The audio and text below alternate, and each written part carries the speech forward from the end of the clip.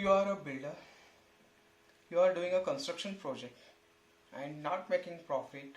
You are thinking this is a 5 years liability and have a challenges to make a decent sale, facing kind of liquidity issues,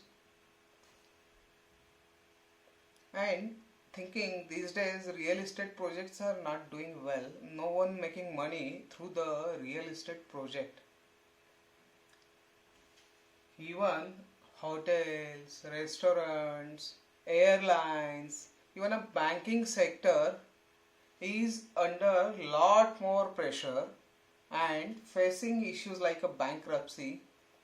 Even education sector is facing lot more challenges. Even big universities facing big financial problems, and they are under a lot more heavy debt. What exactly happening? Where is the buyer? Why institutes like MBA institutes, engineering institutes are facing challenge to get students? Does Indian buyer capacity of buying is going down? Survey says Indian buyers buying capacity growing day by day. Then exactly what happening? Then why many business not performing well? I think these days business environment become very much competitive. New technology evolving each day.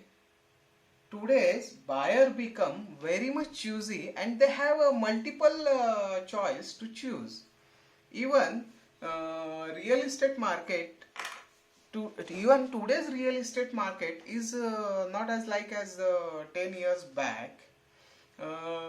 Let me give you one example. 10 years back, a handsome 2 BHK size is in between 1000 to 1200 square feet जो माल चलता था.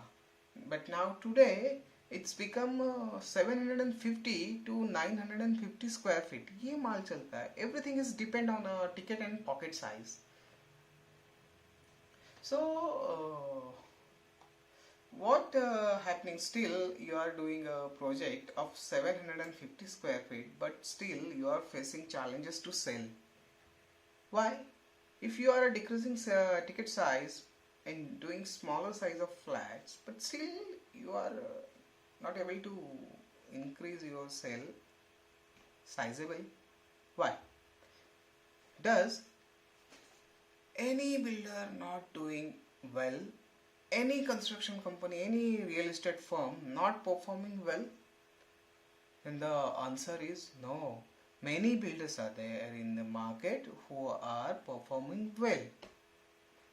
Let me give you some examples like Nanded City, VTP Livonara, Blue Water, Exerbia, Aishwaryam Hamara, Maples Many Project, Piramal's Project, Tata Project, Godrej, Mahindra. And if you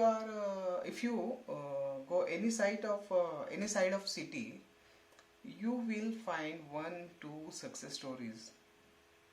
What these builders are doing and what are you doing, that is the only difference, because you are not making money through the construction project. Let me explain you. See, many builders doing similar kind of project just like their competitor doing. What I want to say, suppose in my area there is one builder who is doing 750 square feet 2 BHK, and you are assuming that he is doing well, so you also start doing 750 square feet 2 BHK. So what exactly you are doing? You are increasing supply. So definitely you and that your competitor or builder both going to face this challenge of sale. So what I would like to suggest you, if you want to increase in your sale, then you have to create some reasons, so that because of that reasons buyer will get attract and buy your product or feel a value in your product. Let me give you one example. If you are creating bigger size of terrace than your competitor and you are pitching, I have fresh air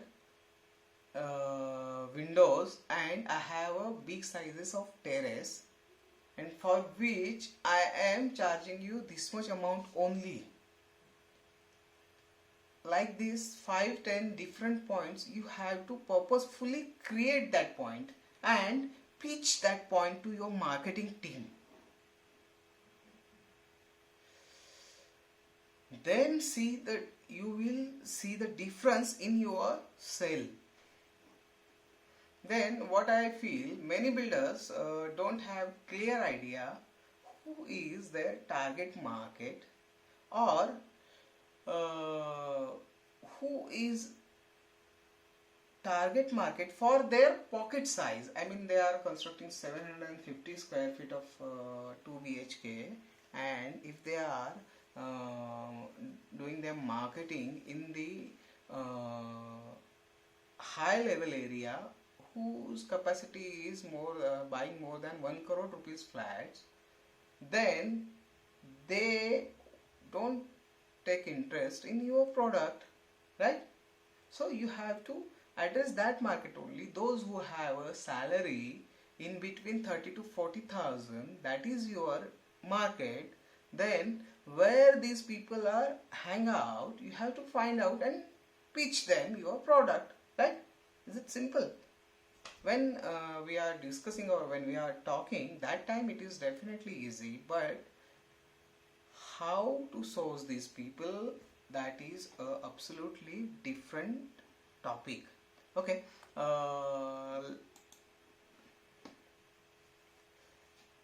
see, these builders don't have a clear idea about their target market. Because of this, they have confusion in their advertisement campaign. Just because of this, they are not able to deliver a perfect sales experience. When a customer is buying home from you, he is buying a feeling and then product, where he has a feeling, he has some attachment, he is buying a home, he has a feeling of home.